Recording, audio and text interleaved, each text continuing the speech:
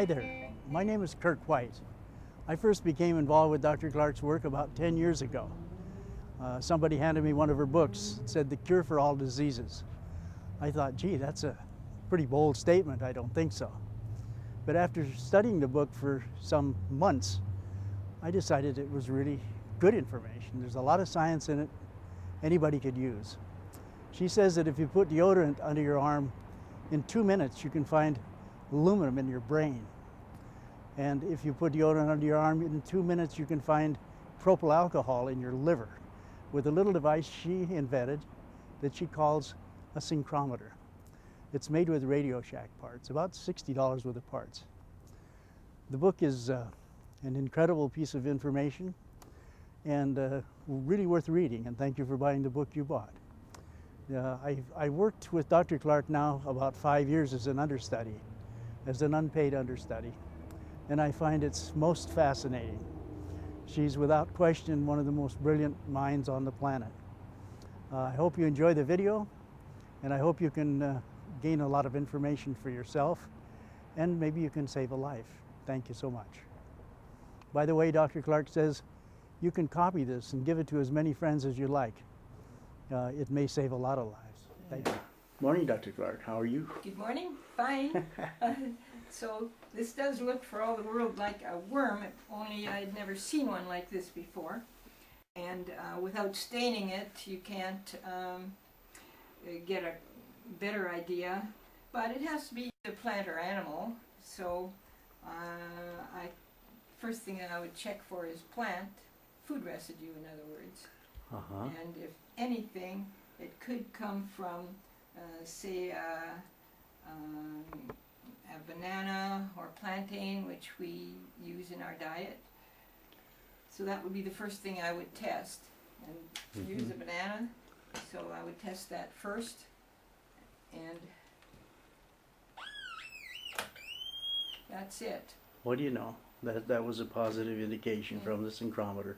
Usually it doesn't go that fast because I have to guess what the possibilities are. I can't go through a long list.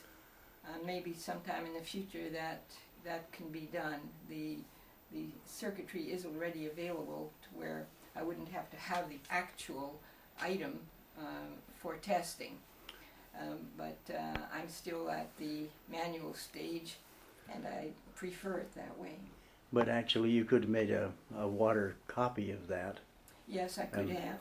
And also it would distinguish between banana and plantains or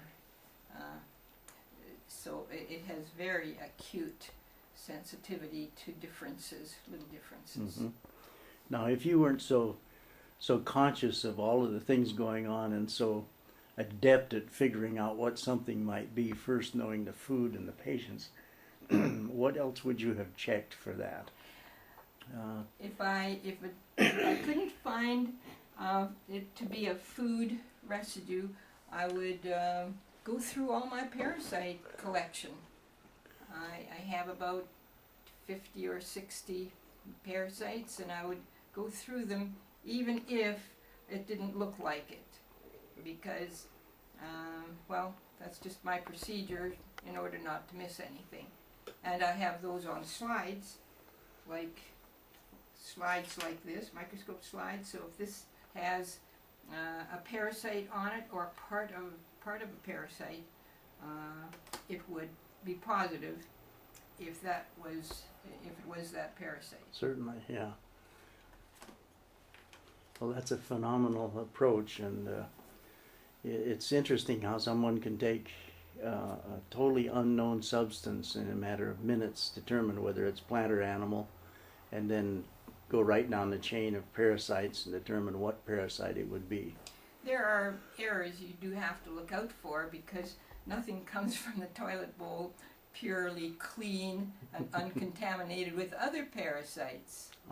So that's something to watch for, and we need to clean this up. But this was, I think, this is already in formaldehyde, isn't it? Yes, it is. So it has been cleaned up because it looked so much like a parasite that it was worth doing that cleanup. And actually with that sample you might be able to determine if Ascaris was in the system of the patient? Yes. Because it would perhaps be attached or be involved there? Yes, you could. Even Fasciolopsis busci or some of the Yes. other parasites. Yes, you could do that. Yes. At any rate, I think that's a worthwhile experiment. Thank you so much. You're welcome. Hello there again. Hello. Hey, I just love to come in and interrupt you when you're doing things and stick a camera in your face and say, hey, what are you doing? You know? And I had to leave a moment ago because I'd been fooling with formaldehyde and didn't have any voice left. Well, what's the antidote for formaldehyde? Just off, if you happen to know. Cysteine and taurine. Cysteine and taurine? Mm-hmm. Uh-huh. Very interesting. So Interesting. you would take maybe one capsule of either one or both. Uh-huh. Interesting. Well, I drank some It's water. quite and bad it was just, for you. Yeah. Formaldehyde, certainly for lungs. Yeah. Well, that was interesting. I have to remember now not to prepare things with formaldehyde before I try to talk. Yes, and a person shouldn't have any open formaldehyde in the house. Of course, we have it all the time in other forms. It's a standard air pollutant that we test for. Uh-huh. It's in my set of air pollutants that we test for, Mm-hmm. because there's formaldehyde in foam bedding, formaldehyde in your new clothing that has, if it has never been washed or dry cleaned, Mm-hmm. and formaldehyde coming maybe from your cupboards, if they're new wood, some kind of paneling, So the glue that they would use on the paneling and possibly. the glue they use to put the tile down, the back of carpets, the list Maybe. would I perhaps don't go know on. all the places, but Yeah. but people with lung cancer usually have an excessive amount of lung of air pollutants Uh-huh. that bother the lung, cause the lung to be inflamed. Mm-hmm. Including radon, including vanadium Yes. from the gas stove, and Yes. radon from the earth. And Yes. Now tell me what you're doing here. What? We have a patient with cancer in two places, which is so unusual to have a cancer occurring on the face and in the lower abdomen, and nowhere else. I thought this must be coming from her teeth, but she has full dentures, and that would then be a surprise since it's not coming from tooth fillings. So I'm checking her dentures to see if they're radioactive. And you can see what I'm testing for. This is just the name of the person. I have them in a little bit of well water or any kind of water, because even if the water might have some copper or lead in it from the water pipes, that's not going to disturb the test. I'm not looking for copper or lead. I'm looking for polonium, which is the radioactive element causing cancer, but it's not the only thing. The polonium is complex to cerium, cerium being a lanthanide, but radioactive things from the earth, mainly the radon series, and other things coming up from the uranium down below the earth. Those things react with each other. The lanthanides and the radioactive elements come up in the same space because they come up from the uranium rocks that are under the surface of the earth. And polonium and cerium are extremely reactive, and they react with each other immediately, so that you get this little polonium-cerium complex. And you'll see that here. I'm testing for polonium in this denture that's in a little bit of water in a plastic bag. And of course there are two entities there, the teeth themselves and the rest of the pink part of the denture. And I'm just soaking the whole thing to see if that might be a source of her carcinogen. There it is, very high. It's seeping polonium. And I'll look for cerium because cerium is used in dental plastic. You can find that right on the internet.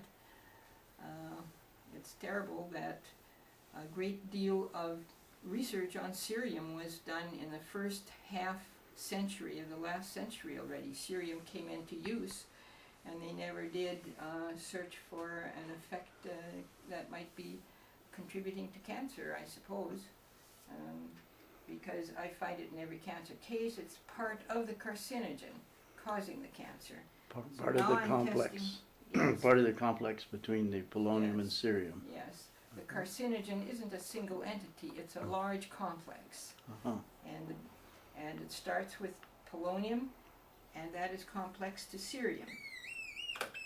Yes, we would expect, this is cerium, we would expect it to be exuding it because it's plastic. If we harden the plastic enough, it would not diffuse out. But that generally isn't done.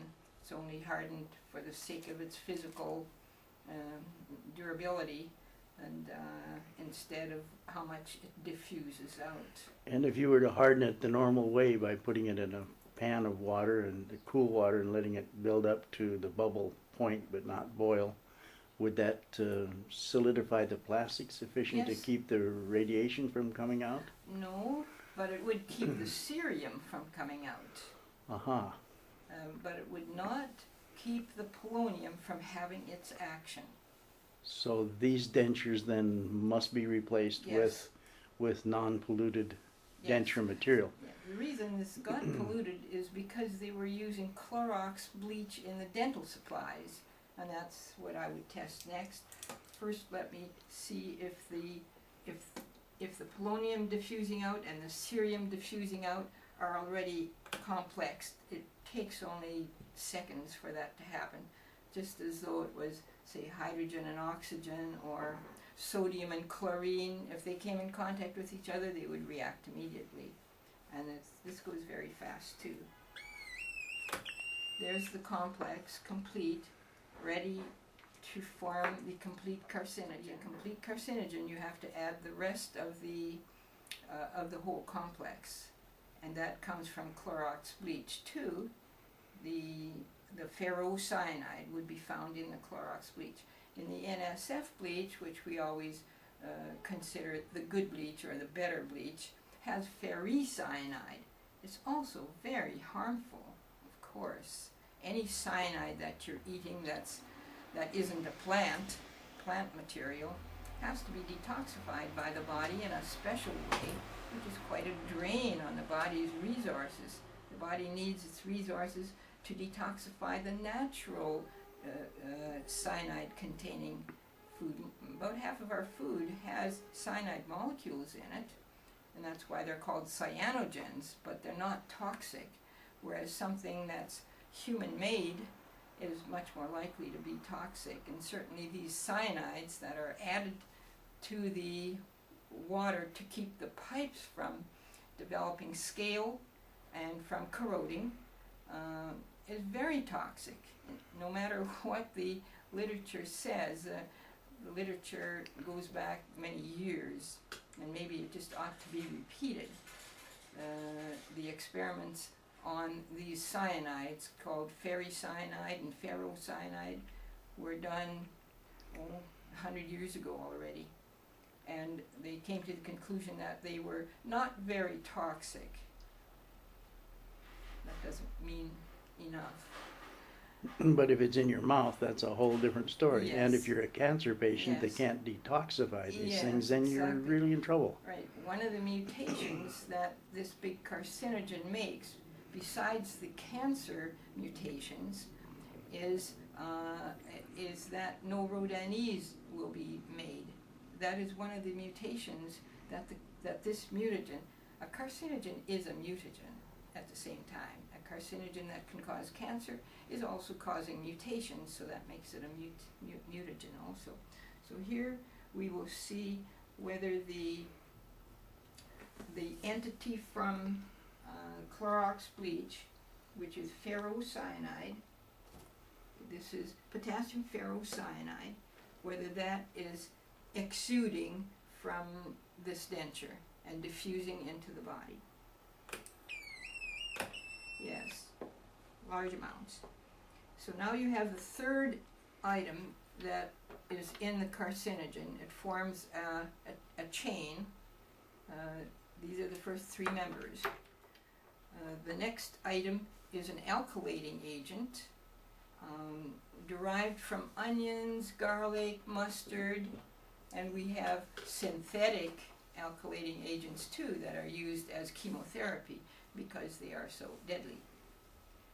But ordinary onions, garlic, and mustard make them too. We're not meant to eat much of that, if any. Now the literature will gloss over that and say you don't need to worry that this might be coming from the mustard you're eating or the garlic. Those things have their good attributes too, but this is much more important, and I think we should stop using those foods because we make these alkylating agents from them. And here are a few. Here's mustard. You wouldn't expect that from an inanimate thing, of course. The alkylating agent doesn't come from the Clorox bleach. It comes from the food you eat. Uh-huh. Now, I was confused. Was that positive or negative? I didn't listen. Negative. That was negative, okay. Here is diallosulfide that would come from onions. And you wouldn't expect that to come from a non-living thing. Here's allyl alcohol, another onion-like compound. There are very many alkylating agents coming from these three kinds of foods, and they form part of the carcinogen. It's the next part. So and you you're have checking. to have that. And you're checking an inanimate thing, the dentures, just. Yes. And you wouldn't normally check for that because you know it's not there because it's not a Right. food item. Right. I But see. for Yeah. sake of demonstration, Right. that lets you use your own knowledge and logic to arrive at new research results. You would want to do a complete experiment like this. Forms the fourth entity, and the fifth entity is another living thing that comes from the body. The contribution to this carcinogen is partly the environment, partly the body. The body supplies the alkylating agent and the parasite. In this case, the parasite should be, if it was coming from the dentures, which of course it can't, but for the sake of the experiment, I would look for the busky, and of course it would be negative. Factiolopsis busky. So if But it were a food another item, you'd interesting check with one those things. would be isopropyl alcohol, and another one, malonic acid. We can see if that's coming from this. Malonic acid is discussed quite a bit in my books because I found it in all tumors going back many years. And malonic Obviously acid, positive. and that's used as a denture material and sometimes as a hardening agent even, No, isn't it? it's just present in most industrial-made compounds. Why it is there is probably because it's so universally useful in the chemistry of manufacturing various synthetic substances. It's just about universally present. That's malonic acid. And it does exude from these dentures. Now the malonic acid will be making its contribution on this carcinogen that is building here from these dentures, and I want to see whether the malonic acid combines here or here or here, so that we can do a kind of chemistry here. Possibly you could call it mimicking the reality, because this is a capacitor, and you can do a mimicking experiment on this the way you can with a computer. By the close proximity of one substance to the other on the plate. This makes it in series. Okay. Mm-hmm. So that's not where it's attached. That was negative. Uh-huh.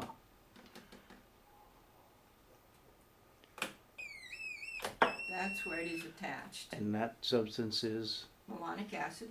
And this is, it's attached to cerium. It's attached to the cerium molecule. Now, polonium is very, very reactive too, so we'll see whether it could combine here. Yes, so it has two places to attach, and now let's take a look at isopropyl alcohol, because we do find malonic acid and isopropyl alcohol in every tumor. So it's part of the carcinogen, but to find out just what role it plays, you would do this kind of simple mimicking chemistry. So what we're doing here is finding what the cerium and the polonium complex are tied to molecularly. Yes. And the malonic acid happened to be the substance, is that correct? Yes. Another one is isopropyl alcohol. Okay. Which So- is a ubiquitous product. Yes. The Clorox bleach has isopropyl alcohol, whereas the NSF bleach does not. And as we've discussed in the past, the Clorox bleach also has wheel-bearing grease and Yes. Probably- Motor oil, probably 3-in-1 oil. benzene. All the things that, yes, there's always benzene in it. And so the NSF bleach is a lot cleaner, but it is not non-toxic. It has the ferricyanide, and it has other toxic substances too. And how does the wheel-bearing grease and the benzene and those things get into the laundry bleach or the Clorox bleach to begin with? I imagine it's just from their heavy-duty machinery that they use to dig in a quarry or a hillside for the components of the bleach. Or the pumping material, or the whatever they use to clean pipes and things with. Could go on and on. Yeah. Possibly. I don't have real Hard knowledge hard about data on that. Yeah. So now I'm checking to see if isopropyl alcohol has been diffusing from this denture into the water. The denture is in some water. So whatever has diffused from the denture is in the water, and then there's the denture besides. In just even a short period of time. I would probably say have. that I had let it sit there for about 20 minutes or half an hour. Uh-huh. So it actually leaches into the water, and Yes. there it is. Yes. That's a pretty high amount. Although Uh-huh. it's not a quantitative device, the amount of the current could make it quantitative. But because it's still manually operated, the pressure that you're using also changes the amount of current, so you can't begin to decide on any quantity. Right. But the sensitivity, how would you rate the sensitivity of the syncrometer? 10 to the it's minus extremely 10th or good. 10 to the Oh, minus much 12th? Better than that. 10 to the minus 15th I of a would say gram? 10 to the minus 15th is probably average, and that varies a bit with the person and the time. You know, in your laboratory here, you've got so many samples of so many things that you've collected over many years. How many tests do you think you've made at the syncrometer since you began to play with it 10 years ago or so? Oh my. Huh? That's pretty hard to guess. Maybe 100,000 or 200,000 yes, or yes. who knows, maybe Yes. 500,000. Because sometimes when I'm here, I see you do maybe 400 or 600 tests in a day. Yes. Not at all. That's over 1,000 a day. Over 1,000 a day when you're working with If for I'm the using, patients. if I'm working with study material or patient material, in other words, a busy day, if I'm putting in, say, an 8-hour day of testing, it would certainly be 1,000. 1,000 a day, and you've been doing this for 15 years, roughly. Well, let's say a little shorter. A little From shorter? the time that I got doing this much is probably only 10 years. Only 10 years. And as I've seen you work 7 days a week, except maybe Sunday afternoon for a couple hours when you do your laundry. Well, it's not quite that bad. But of course, patient results can't wait, and this is much better than waiting for some lab to be able to come up with an analysis. Yeah, it would take lots of money and lots of time for them to come up with analysis for what you do in seconds. Propyl alcohol is attached to the cerium too. You lined that up again there. Okay. This is the isopropyl. The other one was malonic acid. So I see. I'm showing you a property of cerium. You can read this in the literature on cerium. There's a lot of research literature. The book that I show that I have a picture of in my books is called Lanthanides, and cerium is one. Is there anybody else in the world that has done even a small part of what you've done here? Are they able to no. without the syncrometer? No, you couldn't do that. No. This is much more technical sophistication than what is being used to find data on the human or animal body. All that there is a voltmeter measuring voltages, and that is pretty old.